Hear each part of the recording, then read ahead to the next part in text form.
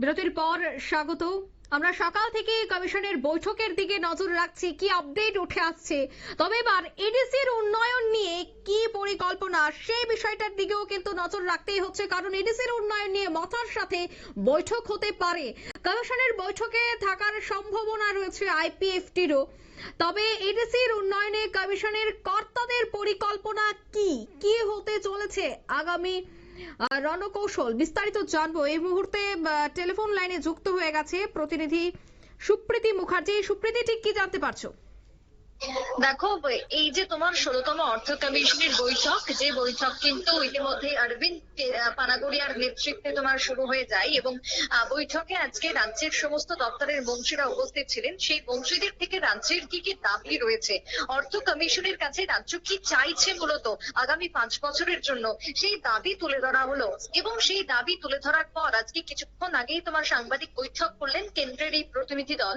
এবং কেন্দ্রীয় প্রতিনিধি দলের তোমার যে বক্তব্য, তাতে করে প্রত্যেক বছর যে বিশেষ করে 5 বছর অন্তর অন্তর যে অর্থ বরাদ্দ করা হয়ে থাকে রাজ্যের জন্য, সেই জায়গাতে দাঁড়িয়ে এবার তার থেকে কিছুটা ইনক্রিজ করা হতে পারে সম্ভবত। এখনো পর্যন্ত কিন্তু পুরোপুরি ভাবে তারা ঘোষণা করলেন না যে রাজ্যকে কত অর্থ দেওয়া হলো। দেখো, আমরা যেটা অন্যান্য বারে দেখতে থাকি যে রাজ্যকে, বিশেষ করে নর্থ ইস্টের প্রত্যেকটা রাজ্যের সঙ্গে ত্রিপুরাকেও কিন্তু 90% দিয়ে থাকে কেন্দ্র। বাদবাকি রাজ্যের ক্ষেত্রে কিন্তু এই ক্রাইটেরিয়াটা একেবারে অন্যতম থাকে। বাদবাকি রাজ্যের ক্ষেত্রে কিন্তু 60% দিয়ে থাকে কেন্দ্র। সুতরাং সেই জায়গাতে দাঁড়িয়ে রাজ্যের এই যে তোমার এই যে এডিসির যেহেতু রয়েছে এবং তার সাথে তোমার স্টেট গভর্নমেন্ট রয়েছে, এই যে তোমার দুটিকে একত্রিত করে সবসময় কিন্তু টাকা দেওয়া হয়ে থাকে। ভারতবর্ষের ক্ষেত্রে মাত্র দুটো এডিসি রয়েছে যাকে কিন্তু আলাদা করে টাকা ফান্ড রিলিজ করা হয়ে থাকে, বাদবাকি কিন্তু সমস্ত রাজ্যকে একসঙ্গে করা হয়ে থাকে উত্তর পূর্বের ক্ষেত্রে। এবারে সেই জায়গায় এডিসির জন্য কিন্তু প্রত্যেকবারই একটা দাবি থাকে মথার পক্ষ থেকে যে তাদের জন্য আলাদা অর্থ বরাদ্দের। কিন্তু সেই অনুযায়ী কিন্তু আজও পর্যন্ত বা কখনোই কিন্তু কেন্দ্র এডিসির জন্য আলাদা করে কোনো অর্থ বরাদ্দ করেনি।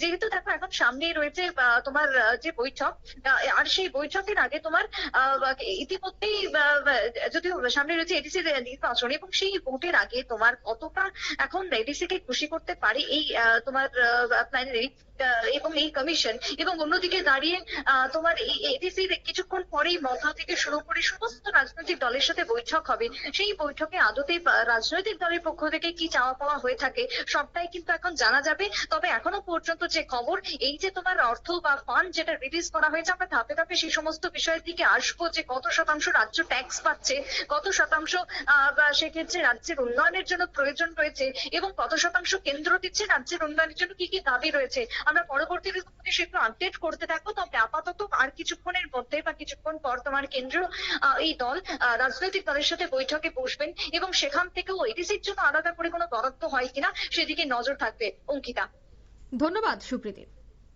অর্থাৎ ইতিমধ্যেই কিন্তু আগামীতে আর কি কি ঘোষণা হতে পারে তার দিকেই নজর থাকছে, কারণ এডিসির উন্নয়ন নিয়ে কি পরিকল্পনা থাকছে কমিশনের কর্তাদের। এবং এই অধিবেশনে রাজ্যের সমস্ত মন্ত্রীরা উপস্থিত রয়েছেন।